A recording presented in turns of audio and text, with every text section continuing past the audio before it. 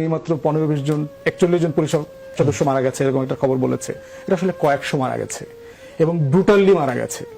পুলিশের লোকজন আমাদেরকে বলেছে জবাই করেছে আপনার বিভিন্ন জায়গায় পুলিশ সদস্যদেরকে রাস্তায় ফেলে আন্দোলনকারী লোককে জবাই করেছে। যাত্রাবাড়িতে একটা লাশ দেখেছে ঝুলিয়ে রেখেছে, এরকম ডজন ডজন লাশ ঝুলায় রাখছে।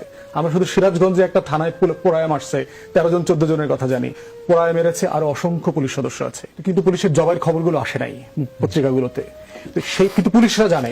পুলিশের ফায়ারিং এ কম লাগছে, এদের সিভিলিয়ান ড্রেসে হাতে 7.62 আপনারা নিজে দেখছেন, 7.62 মানে 7.62 রাইফেল। এখন ইনভেস্টিগেশন করার ম্যাসিভ ইনভেস্টিগেশন দরকার। যদি মেট্রো রেলে আগুন না দেওয়া হতো, যদি পুলিশদেরকে না মারা হতো, তাহলে বিপ্লবটা তো সহজেই অর্জিত হতো নাকি ফ্যাসিবাদের পতন নিশ্চিত করা যেত না? হৃদয় আমাদের ভারাক্রান্ত। আমি এই পুলিশে আজ 23 বছর একসাথে কাজ করেছি।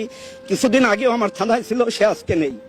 আসলে আমাদের পুরো পরিবার, আমার পুরো পুলিশ সদস্য, আমরা সত্যিকারের ট্রমাটাইজড। বাবা বলছিল তুমি কান্না করো না, আমি বিকাল আসবো, আর আসিনি।